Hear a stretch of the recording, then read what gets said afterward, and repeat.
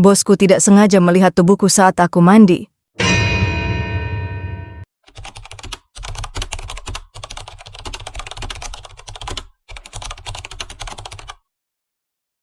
Namaku Sari.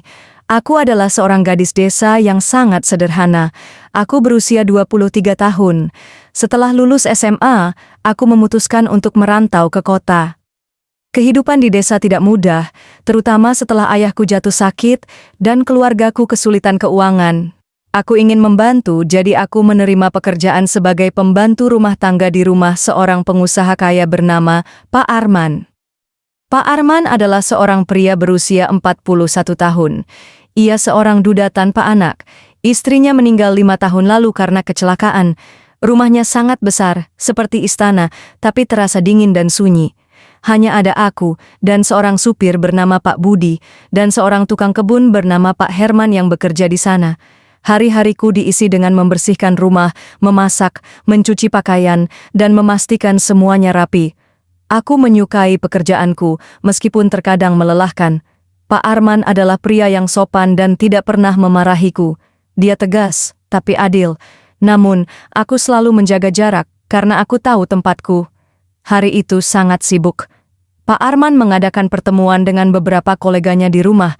Aku bangun lebih pagi dari biasanya untuk memastikan semua beres.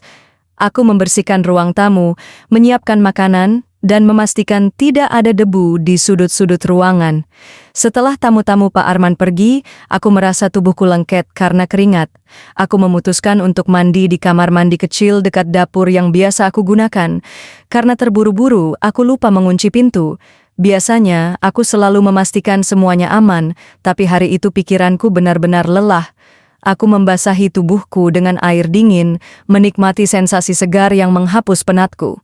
Namun tiba-tiba aku mendengar suara langkah kaki mendekat. Sebelum sempat bereaksi, pintu kamar mandi terbuka sedikit, dan aku melihat Pak Arman berdiri di sana. Matanya membelalak saat melihatku, dan aku refleks menutupi tubuhku dengan tangan. "Pak!" Seruku panik, wajahku merah padam karena malu. Pak Arman langsung memalingkan wajahnya, jelas sekali ia salah tingkah. "Sari, maaf, saya benar-benar tidak tahu kamu ada di sini," katanya dengan suara tergesa-gesa. Ia segera menutup pintu dan pergi. Aku berdiri membeku, tubuhku gemetar. Setelah mandi, aku langsung masuk ke kamarku dan menangis. Aku merasa sangat malu dan takut kehilangan pekerjaanku. Setelah kejadian itu, aku berusaha menjaga jarak dengan Pak Arman.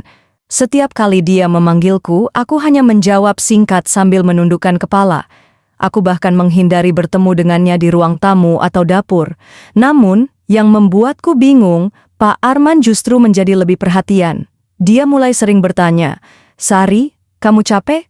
Kalau ada pekerjaan yang berat, minta tolong Pak Budi atau Pak Herman." Ya, dia juga sering membawakan makanan kecil untukku atau memberiku uang tambahan.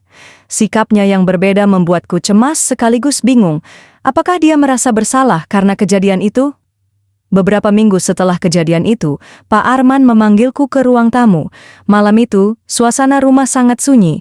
Aku duduk dengan gugup, takut kalau dia akan membahas kejadian di kamar mandi. "Sari," katanya pelan, "saya ingin minta maaf lagi atas kejadian waktu itu. Itu murni ketidaksengajaan, dan saya sangat menyesal kalau itu membuatmu tidak nyaman." Aku mengangguk, merasa lega karena dia tidak memarahiku. Tapi kemudian, ia melanjutkan dengan suara yang lebih serius. "Tapi ada sesuatu yang harus saya katakan. Setelah kejadian itu, saya mulai melihatmu dengan cara yang berbeda. Saya tahu ini mungkin terdengar aneh, tapi saya merasa ada sesuatu yang tumbuh di hati saya." Aku terkejut, tidak percaya dengan apa yang baru saja kudengar. "Sari, saya tahu status kita berbeda. Mungkin kamu merasa saya ini terlalu jauh untukmu, tapi saya tidak bisa membohongi perasaan saya.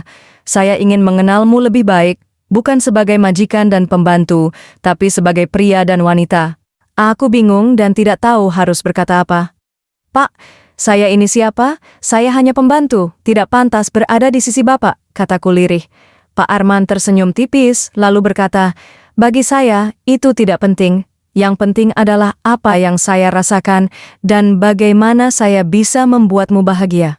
Setelah malam itu, aku tidak bisa berhenti memikirkan ucapannya. Aku merasa ragu dan takut. Apa kata orang jika mereka tahu? Bagaimana jika aku hanya menjadi bahan gunjingan? Namun Pak Arman tidak pernah menyerah. Ia tetap menghormati batasanku, tetapi ia terus menunjukkan keseriusannya. Suatu hari ia datang ke kampung halamanku untuk bertemu keluargaku. "Ibu, Bapak, saya ingin melamar Sari. Saya tahu ini mungkin mengejutkan, tapi saya ingin Anda tahu bahwa saya tulus mencintai putri Anda," katanya di depan orang tuaku. Awalnya, keluargaku ragu. Mereka merasa aku terlalu kecil dibandingkan pria seperti dia. Namun Pak Arman meyakinkan mereka dengan kesungguhannya. Setelah beberapa bulan, aku akhirnya menerima lamarannya. Pernikahan kami berlangsung sederhana, hanya dihadiri keluarga dekat dan beberapa teman Pak Arman. Aku mengenakan kebaya putih yang sederhana, sementara Pak Arman tampak gagah dengan setelan jasnya. Hari itu adalah awal dari hidup baruku. Meskipun banyak orang yang mencibir, aku tidak peduli. Aku tahu cinta kami tulus, dan itu yang terpenting. Kini, aku hidup sebagai istrinya, bukan lagi pembantunya. Aku tetap menjalani hidup dengan kesederhanaan, karena itulah yang membuat Pak Arman jatuh cinta padaku.